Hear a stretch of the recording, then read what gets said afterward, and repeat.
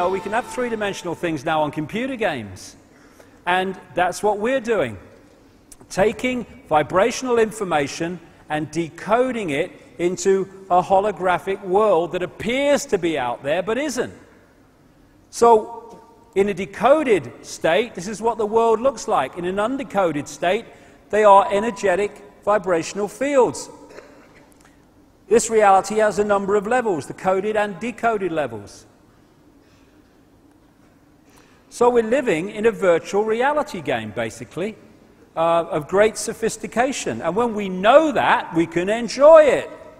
When we don't know that, we can become enslaved by it, and we have been.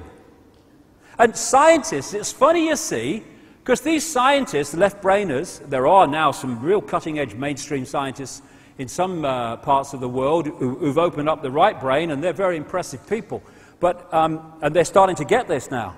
But the left-brainers, I mean, it's like, you know in the pantomimes, where someone's standing on the stage and someone, like a monster or something, comes behind them, and the audience is going, "He's behind you!" And they turn round, and the other person turns round with them, and they're going, "There's nobody there! He's behind." It's like that with science, because they're trying to work out these realities, but of course, as they're trying to work it out, their brain is decoding it into a holographic, apparently solid world. But they can't get at it, because everything they touch, everything they look at, boom, it's hologram, boom, it's hologram, it's solid, it's real.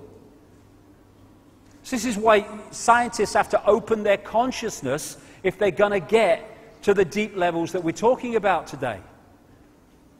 The other great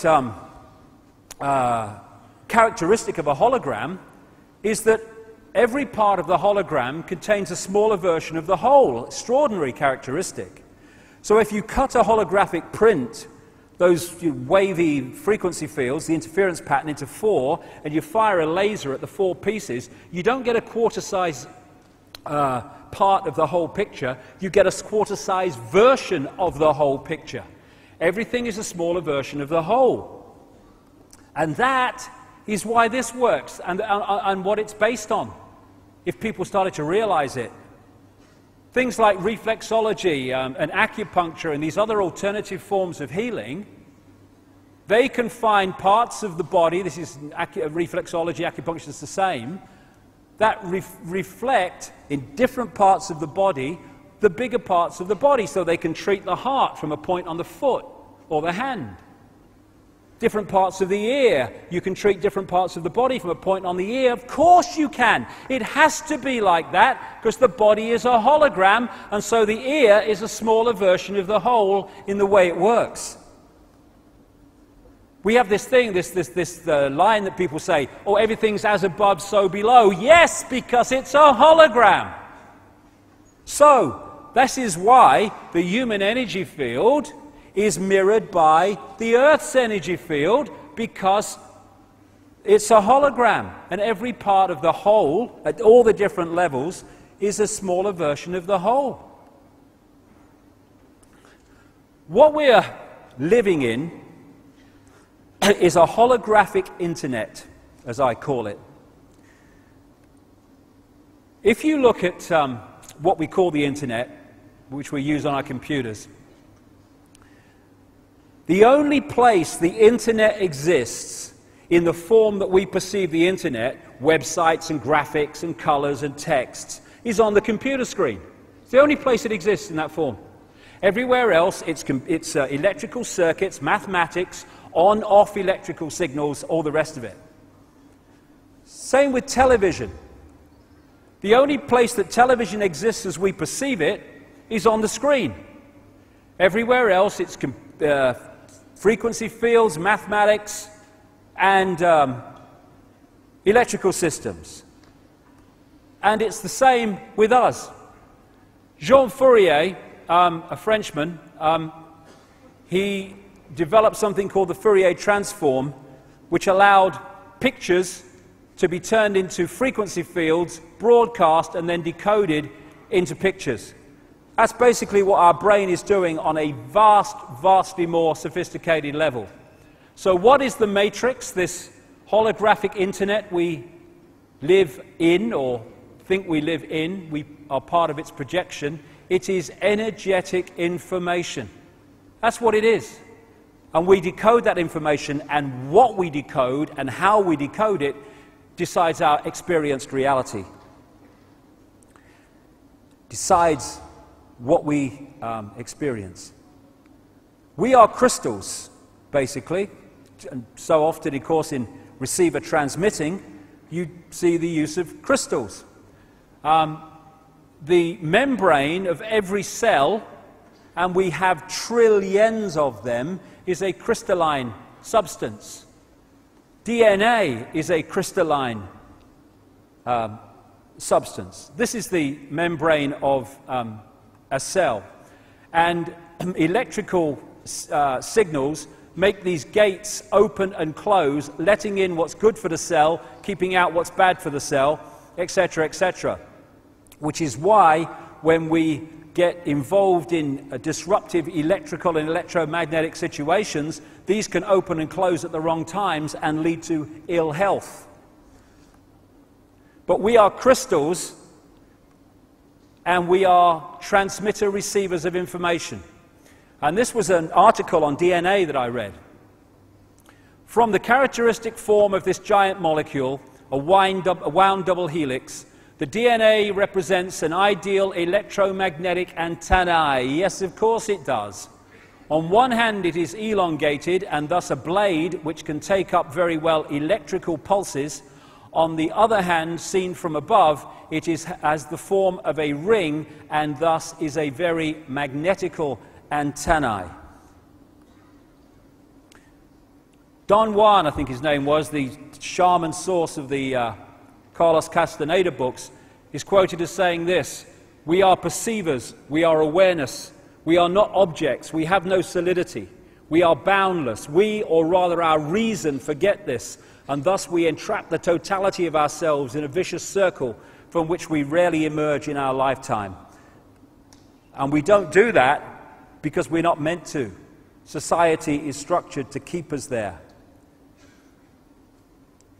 And these influences, programming information, sense of belief, the poisons we get in food and drink, religions that mess with our minds and close down our awareness, education and all this other stuff, medical drugs, are affecting the decoding of this information, what we decode, how we decode it, and what range we decode. And at the level of the real manipulators, that's coldly, calculatedly done to put us in a vibrational prison we call a world. Bewildered world, going through it. What the hell is it all about? I don't understand. This is symbolic of the world we live in. For a body, computers. And we tap into this World Wide Web, you might call the cosmic internet, the holographic internet.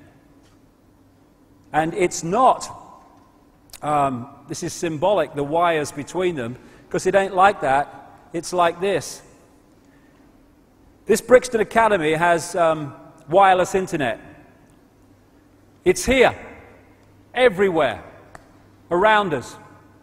We can't see it, it's not affecting our perception at all. But if I tune this computer to that Wi-Fi wireless internet, on that screen will suddenly appear that internet, that reality. And what we're living in, where are we, is a holographic internet, and that information exists everywhere around us, and we're decoding it unknowingly, though not now, increasingly, into this reality we think is the world. And so you had that scene in the Matrix movie, the first one, where Morpheus says, the Matrix is everywhere. It's all around us, even now in this very room. You can see it when you look out your window or you turn on your television. You can feel it when you go to work, when you go to church, when you pay your taxes. It is the world that has been pulled over your eyes to blind you from the truth. What truth? That you are a slave, Neo. Like everyone else, you were born into bondage, born into a prison that you cannot smell, taste, or touch. A prison for your mind. And the Matrix is everywhere because it is like a wireless internet which we're decoding. and we can decode vast areas of this internet. Or, as they do in China, that internet can be firewalled off so we only access that which suits those in control. And that's basically what's happened to us, not least through genetic manipulation.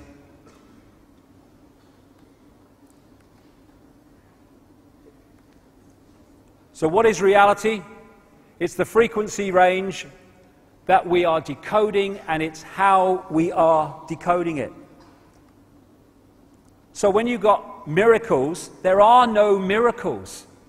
No such thing. There's only understanding reality more than you are when you perceive them as miracles. How can it be that you can walk through fire in a certain state of consciousness and not get burned, and you can walk through fire in another state of consciousness and be in the ambulance in 10 minutes? It's simply your connection. Your interaction with reality is different. If you believe, and it's programmed into the software, that if you put your hand in fire it will burn, it will burn. But if you can go to another level of consciousness that's beyond that, then you can walk through fire and not get burned, as many people do. That's not a miracle. It's just decoding reality in a different way. And we have the potential to decode a sodding paradise, which is why this has been kept from us. In the Matrix movie, there is no spoon. It is not the spoon that bends, it is only yourself, exactly. I saw this. Where there is love, there is pain. Bollocks. Bollocks. Only if you believe there is. We are looking at a world of people imprisoned by their own perception of reality. There they are. There they could be. As William Blake said, if the doors of perception were cleansed, everything would appear to man and woman as it is, infinite. I think, therefore I am, said Descartes. I compute, therefore I am, on a body consciousness level. I am, therefore I am, in terms of infinite consciousness. That's who we are. What's your name? Everything you can ever think of. And just go through this before. I've kept to time well, purely by bloody accident, mine. On one level, as I said earlier, this is a mathematical construct. This is one reason why things like numerology and numerological sequences are found all the time in secret society lore and stuff. And if you look at the codes of DNA, they've got a very digital mathematical feel about them. Same with DNA when you look at it. We are digital on one level. The Earth grid, as above, so below. The Earth is an energetic construct in the same way that we are, and it has a structure of energy lines called ley lines, meridian lines, whatever. And these are very geometrical in the way that they are laid out. Again, mathematics, geometry. And algebra, I like it, yeah. The Earth grid equals x, y squared. And xy squared, where'd that come from? I don't know. Anyway, so here's the grid, and the lines are geometrical. And what a lot of people have now, who've researched ancient structures and temples and standing stones and what have you, they found that they are amazingly, stands back in amazement, in geometrical relationship to each other all over the world. How did they do that? Miraculous? No. If you have that ancient knowledge, and I'll come to that in the second half, or the second section, you know where these vortexes are. If you put a temple or a construction on that vortex, it is going to be in relationship geometrically to these other ones, because you're putting it on a geometrically formed grid. And just like we have the chakra system of vortexes, so does the Earth. And like I say, things like Stonehenge and these great constructions of the ancient world were invariably put on these vortex points, which is where the geometrical relationship comes from.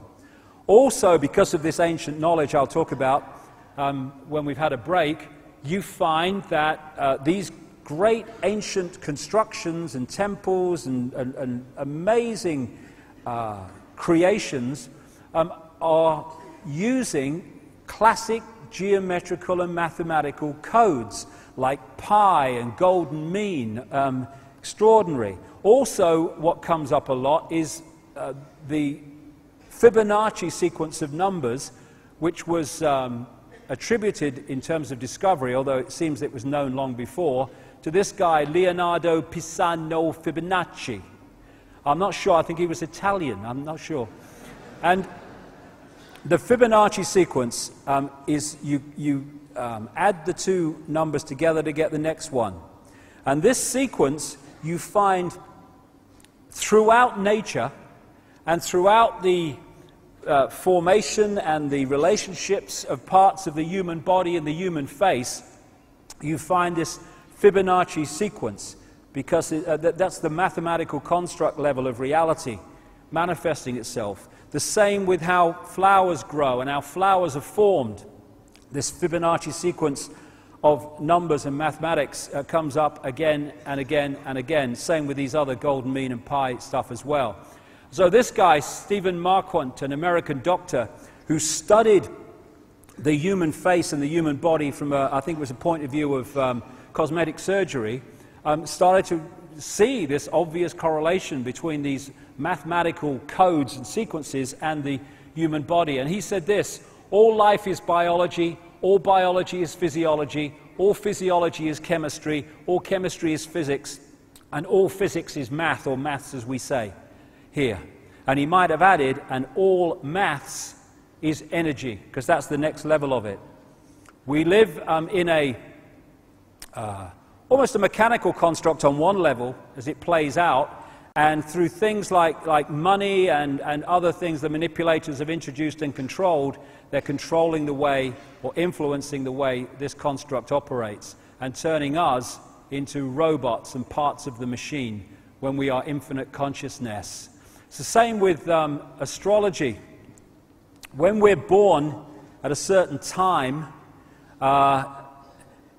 we pick up energetic vibrational fields that are around at that time that are affected by the relationship of the planets of that time, the sun at that time. And they can influence us because this affects our body consciousness auric field. And as we go through the sequences through our lives, as the planets move, we are going to be affected by them in a different way to someone born at another time in the cycle who will carry a different vibrational field and therefore interact with the planets in a different way. And these forces, these same forces, are what hold planets in the positions they're in. And when those forces change or move, so do the planets. So, as we finish this first section, what is reality? Whatever we believe it is, and more than that, given what we're going to talk about in the second section, whatever we are told to believe it is. This is the foundation of the conspiracy. And I've started with this because from that, as we move through the day, the way society is structured and the way that the whole system that we experience every day works starts to make dramatically more sense once we realize what we're dealing with, and also have the knowledge that those in the shadows, not the bushes and people like that, the ones with the real power, they understand all this, and they've structured society with that knowledge to control us through this knowledge. So it's not, the world is not controlled by men in dark suits sitting around a table. It's massively influenced by them because they're playing out this conspiracy. They're not the origins of it. This is where a lot of conspiracy researchers go so far and stop. They think this is it. It's the Bilderberg Group. It's the Council on Foreign Relations. It's the Freemasons. No. This is one level of it being played out. Behind that are the shadow people, the human shadow people, who operate behind the scenes, who control those people who are apparently in power and appear on the news and sign the legislation, but the real power's here. And they, in turn, are controlled by the other dimensional shadow people, which I'll get to big time in the second section.